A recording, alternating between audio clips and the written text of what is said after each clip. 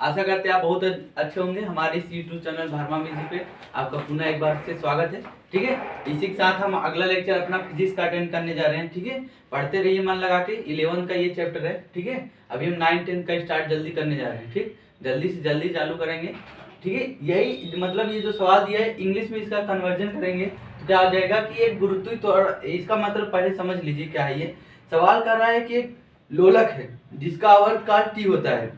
अब जानते हैं लोलक मतलब समझते हैं पेंडुलम। कभी आप लोग घड़ी की दुकान पे गए होंगे तो घड़ी वाला जो ऐसे लोलक होता है, मतलब ऐसे जो घंटा ऐसे घूमता रहता है, उसी को हम लोग क्या बोलते हैं, लोलक बोलते हैं। पूछ रहा है अगर उसका आवर्तकाल टी है, क्या कर रहा है क्वेश्चन, एक सरल लोलक पर विचार कीजिए जिसमें लोलक को एक धागे से बांध कर लटकाया गया है। यानी वही जो लटका रहता है बच्चा, वही लटक रहा है ना, लटकाया गया जो गुरुत्व बल के अधीन दोलन कर रहा है। यानी जानते हो गुरुत्व बल का अधीन काम करे क्योंकि पृथ्वी अर्थ पे है। जानते हो कोई भी बॉडी है, अगर हम लोग यहाँ टिके हैं, कोई बॉल फेंकते ऊपर फिर नीचे आती है, इसका कारण यही गुरुत्वीय त्वरण। यानी कोई भी पार्टिकल, यानी पृथ्वी जो है, कोई भी पार्टिकल ऊपर जाती है उसके बाद खींच लेती है। यही कारण है कि कोई भी चीज हम ऊपर फेंकते हैं तो सीधा नीचे आती है। ठीक है, क्या इसके पहले जानते थे आप लोग? ध्यान से देखते रहिए। बहुत कुछ फिजिक्स मतलब जो हम लोग दैनिक जीवन में उपयोग करते हैं, बहुत सारे टीचर यूट्यूब पे पढ़ाते हैं, सब जगह पढ़ाते हैं, उनका दैनिक जीवन में उपयोग नहीं पढ़ाते हैं। तो मैं फिजिक्स साथ साथ अपने दैनिक जीवन में जो उपयोग होता है, चाहे सवाल रहे, चाहे परिभाषा रहे, चाहे जो, उसको मैं बताने के प्रयास पूरा करता हूँ। ठीक है, इसलिए ध्यान से देखते रहिए और पढ़ते रहिए। अब यहाँ पे क्वेश्चन कर रहा है, लटकाया गया जो गुरुत्व बल के अधीन दोलन कर रहा है। ठीक है, मान लीजिए कि इस लोलक का दोलन काल, इसकी लंबाई L, लोलक के द्रव्यमान M और गुरुत्वीय त्वरण स्मॉल g पर निर्भर करता है। विमाओं की विधि का उपयोग करके क्या करना है, इसके सरल लोलक की सूत्र का व्युत्पन्न ज्ञात करना है। आपको सवाल बहुत बड़ा दिख रहा होगा, सवाल में कुछ है नहीं, ध्यान से देखिए बस। अगर यही इंग्लिश कन्वर्जन किया रहे, यानी एक पेंडुलम है, यानी there is a pendulum, his length is L and mass of लोलक यानी M, स्मॉल m, और गुरुत्वीय ग्रेविटी कितना स्मॉल g है, तो निर्भर कर रहा है। तो कर रहा है find out the dimensional of and prove that it is what will be the formula of this. ठीक है, तो इसका यही हो जाता है इंग्लिश में। तो आप देखिए ये क्या कर रहा है कि ये आपको बीमी रूप से आपको क्या करना है, उसका सूत्र ज्ञात करना है। आप लोग पता है किस पे डिपेंड कर रहा है, यानी टी इक्वल टू क्या हो रहा है हमारा, यानी टी है, यही तो दोलन का आवर्तकाल होता है, नहीं होता है बच्चा? आप लोग दोलन का आवर्तकाल सुने होंगे कहीं, टी बराबर 2 pi under root L upon G होता है, यही होता है। अब यहाँ पे देखिए ये जो हमारा टी आवर्तकाल है, इसके बराबर हम एक कांस्टेंट लिखते हैं। कांस्टेंट का कुछ मतलब नहीं होता, लेकिन जब उसके वैल्यू निकलते हैं तो वहां पे तुम लोग को अभी समझ में आने लगेगा। अब देखो टी जो है ये क्या हमारा आवर्तकाल है, क्या है हमारा टाइम पीरियड, इसको बोलते हैं आवर्तकाल को। ठीक है, के ये कांस्टेंट है, यानी प्रोपोर्शनल रहता है, जब प्रोपोर्शनल हटता है एक कांस्टेंट उठता है, यानी ऐसे हम लिखते हैं। इससे चाहे ऐसे लिखें अब देखो किस पे डिपेंड कर रहा है, यल पे डिपेंड कर रहा है, और उसके बाद किस पे डिपेंड कर रहा है, यम पे डिपेंड कर रहा है, उसके बाद किस पे कर रहा है, जी स्मॉल जी पे डिपेंड कर रहा है। ऐसे लिख देते हैं, नहीं लिखते हैं कोई दिक्कत। और जब ये प्रोपोर्शनली हटता है, एक नया कांस्टेंट जुड़ता है, तो वही के लगा देते हैं, कोई दिक्कत हुआ का? ये यल है, ये यम है, मास क्या है, यम मतलब क्या है, मास है, और जी क्या है, गुरुत्वीय त्वरण है कि नहीं है? बोलो बच्चा, बोलो बोलो बोलो। ये जी क्या है, स्मॉल जी क्या है, गुरुत्वीय त्वरण है, एम क्या है, मास है, यल क्या है, हमारा लेंथ है। अब मैंने बताया था 3 चीजें आप लोग को याद करने के लिए ना, बोलो बोलो, बोला था नहीं बोला था? लंबाई को L से लिखते हैं, लंबाई का क्या होता है, मीटर होता है SI पद्धति में, यानी MKS पद्धति में। स्मॉल m से लिखते हैं, नहीं लिखते हैं। अब उसके बाद द्रव्यमान है, क्या है हमारा द्रव्यमान, द्रव्यमान को क्या लिखते हैं, यानी मास, m से लिखते हैं। इसका क्या होता है, किलोग्राम क्या होता है बच्चा? मैंने बताया था 3 चीजें आप लोग याद रखिएगा, बस मजा आएगा यार, क्योंकि मैंने बताया था मजा के लिए हम लोग फिजिक्स पढ़ रहे हैं। ठीक है, उसके बाद क्या है, समय। सब लोग फिजिक्स पढ़ाते बोरिंग होता है, लेकिन तुम लोग ध्यान पढ़ते रहोगे ना, ये दैनिक जीवन उपयोग भी पढ़ाते रहते हैं फिजिक्स में। ठीक है, आराम से सुनोगे, पूरे लेक्चर देखोगे तो बहुत मजा आएगा। दैनिक जीवन में भी आप लोग रिलेट करना सीख जाएंगे फिजिक्स को। ठीक है, समय क्या होता है, टी टाइम, और उसका क्या होता है, सेकंड होता है, नहीं होता है? बोलो बच्चा, सेकंड यस से लिखते हैं, नहीं लिखते? अब मैंने बताया था किसका, अगर तुम मात्रक निकाल लो, क्या बच्चा, मैंने इतनी अच्छी से मात्रक और बीमा निकालना सिखाया है। कोई जिंदगी में कभी अगर मेरे लेक्चर्स फिजिक्स अटेंड कर ले तो माई कसम कर रहे हैं ना तुम लोग, माई कसम तुम लोग खिला रहे हैं, कभी जिंदगी में भूल जाना तो कहना, एक बार देख के देखो, कह रहे कोई भूल के दिखाए उसकी औकात हो। चलो यहाँ पे देखो ध्यान से, लंबाई का क्या होता है, मीटर होता है, द्रव्यमान का किलोग्राम होता है, ठीक है, और उसके बाद समय का क्या होता है, सेकंड। एक बार देख लिए कभी जिंदगी में दिक्कत होगी नहीं। ये 3 चीज पॉइंट पकड़े रहो। मैंने क्या क्या बताया बच्चा, त्वरण का बताया था, बल का बताया था, फोर्स का बताया था, फोर्स एफ बराबर क्या होता है, एम इंटू ए होता है। एक बार रिवाइज करा देते जल्दी से, ठीक है। अब इसकी पहले मात्रक निकालते हैं। मैंने पहली बार आप लोग देख रहे होंगे कि मात्रक से डायरेक्ट मैं बीमा निकालना सिखा रहा हूँ, ठीक है। मात्रक से बीमा निकालना बहुत इजी है यार, इसलिए कर रहा हूँ कि मात्रक से बीमा निकालना आ जाएगा तो धड़ाधड़ सारे क्वेश्चन आप लोग कर लेंगे, ठीक है। अब देखो यहाँ पे यम क्या है, मास है। मास मतलब क्या समझते हो, द्रव्यमान, यानी इसका मात्रक क्या होता है, किलोग्राम का क्या हो जाएगा, केजी हो जाएगा। अब ये क्या हमारा त्वरण का मैंने बताया था, त्वरण असल रिलेशन मींस क्या होता है, वेग परिवर्तन की दर को क्या करते हैं, त्वरण कहते हैं। क्या यानी क्या होता है, वेग परिवर्तन की दर को क्या बोलते हैं हम लोग, त्वरण बोलते हैं। v माइनस सी अपॉन टी है क्या, वेग परिवर्तन की दर को क्या बोलते हैं, त्वरण। वेग क्या है, मीटर प्रति सेकंड है, यहाँ पे मीटर प्रति सेकंड है नहीं है, अपॉन टी है नहीं, समय का क्या हो जाता है, सेकंड हो जाता है नहीं हो जाता है, यहाँ सेकंड हो जाएगा। ये मीटर पर सेकंड घटाओगे क्या आ जाएगा। एक बार मैंने बताया घटाना उठाना नहीं होता, एक बार लिख देते हैं मीटर प्रति सेकंड, अपान नीचे सेकंड है, ये क्या हो जाएगा, मीटर प्रति सेकंड स्क्वायर हो जाएगा, क्योंकि ये यस इसके पास चला जाता है। मैंने रूल बताया बेसिस मैथ में, आप लोग देख लीजिए, आप लोग को समझ में आएगा बहुत अच्छे से। अभी इसको और क्या लिख सकते हैं हम लोग, मीटर यस माइनस 2 लिख सकते हैं। क्या मैंने बताया था कि ऊर्जा, चाहे गतिज ऊर्जा हो, चाहे स्थितिज ऊर्जा हो, चाहे जो ऊर्जा हो, ऊर्जा तो ऊर्जा, उसका मात्रा बीमा क्या होती है हमारी, सेम होती है। मैंने प्रूफ भी करवाया था, निकलवाया भी है, देख लीजिएगा आप लोग। अब ये त्वरण है तो ये गुरुत्वीय त्वरण है, तो बताओ उसकी बीमा अलग होगी कि सेम होगी, मात्रक उसके क्या होगा, सेम होगा। सेम देखो उसका बीमा ये त्वरण इसका है, त्वरण ये गुरुत्वीय त्वरण भी है, गुरुत्वीय त्वरण का भी क्या हो जाएगा हमारा। अब देखो इसका पहले बीमा निकालते हैं त्वरण का। त्वरण यह मतलब क्या है, मीटर है, मीटर कहाँ ये है, इसके सामने क्या है, लंबाई लेंथ है, क्या हो जाएगी, यह लिखोगे नहीं लिखोगे बच्चा, कोई कह देना लिखे। अब उसके बाद यह सेकंड है, का ये क्या है हमारा सेकंड, इसके सामने क्या है, समय टी है क्या। अब क्या आ जाएगा एल टी, अब यहाँ पे -2 है, क्या आ जाएगा एल टी -2 हो जाएगा।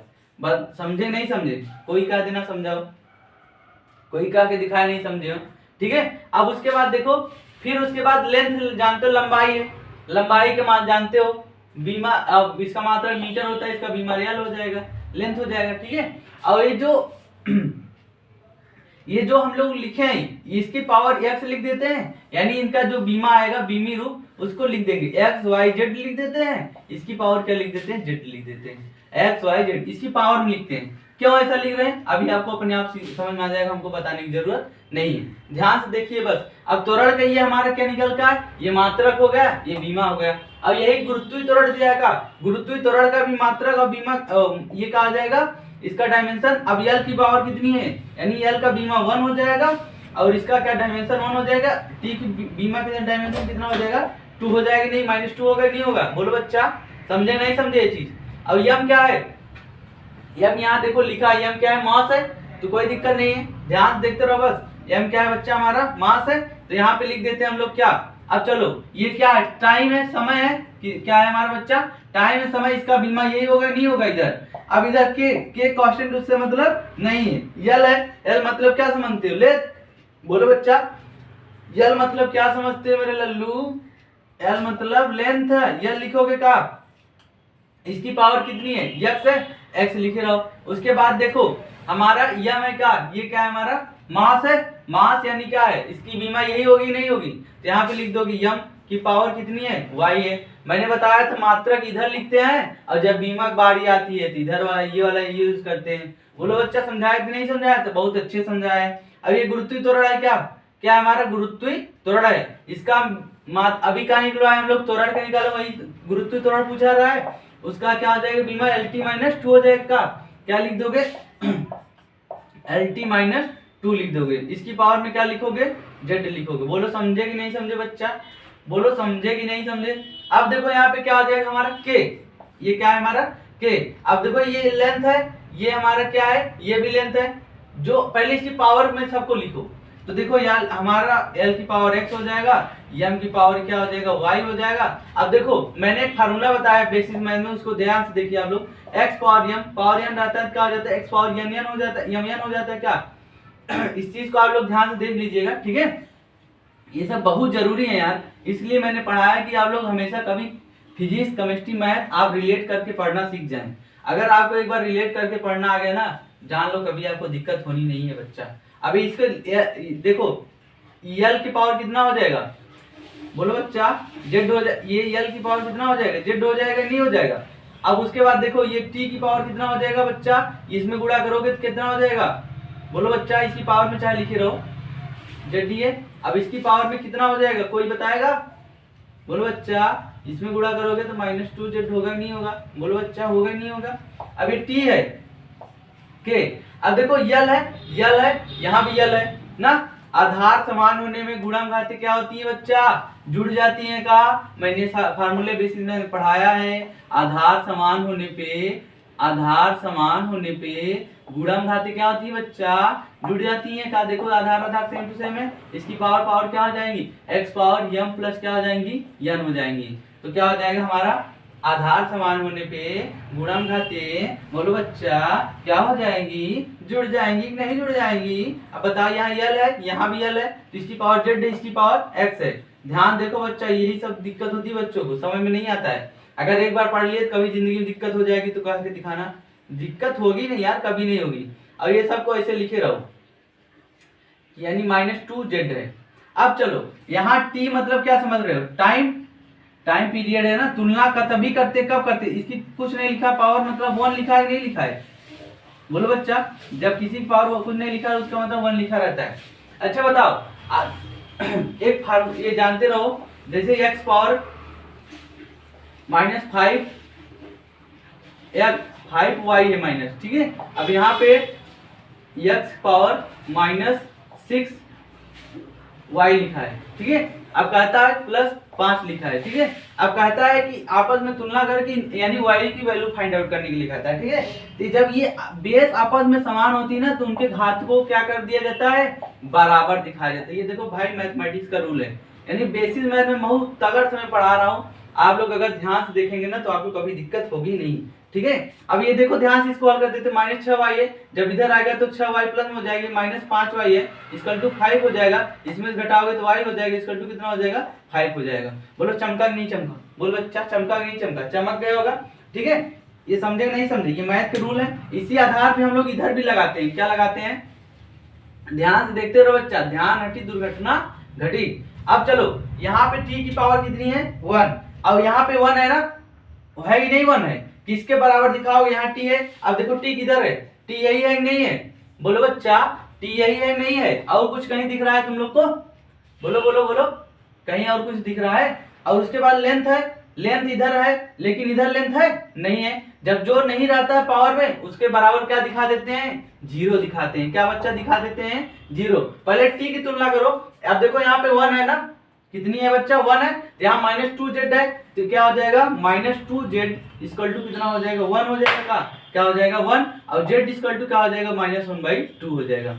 बोलो बच्चा, समझे नहीं समझे, यानी z की वैल्यू हमारी कितनी आ गई, -1/2 आ गई, ठीक है। अब उसके बाद इसकी तुलना करो, यहाँ देखो लेंथ लिखा है, इधर लेंथ कहीं लिखा है, बोल बच्चा, कहीं लेंथ लिखा है, नहीं लिखा है। क्या करोगे यहाँ पे हम लोग, क्या कर दोगे, इसी को क्या कर दोगे, आपस में तुलना करके 0 दिखा दोगे का, तो x बराबर कितना हो जाएगा, -z हो जाएगा। बोलो बच्चा, समझे नहीं समझे। अब देखो z की वैल्यू -1/2 है, तो यहाँ पे रखो, माइनस से लगा रहने दो, तो -1/2 रखोगे यहाँ पे, तो x की वैल्यू कितना, माइनस माइनस क्या हो जाएगा, +1 कितनी हो जाएगी, 2 हो जाएगी, नहीं हो जाएगी। बोल बच्चा, ये समझे नहीं समझे, किसको नहीं समझ में आया, एक बार दिखाए। एक सवाल मेरे कंसेप्ट को ध्यान से पढ़ लेना बच्चा, जिंदगी में बता रही सब सवाल कभी गलत होकर दिखाए तब बताते हैं आप लोग को। चलिए, हम अपने नहीं कहेंगे, तुम लोग खुद कहोगे यार सर जी कभी गलत होगा ही नहीं।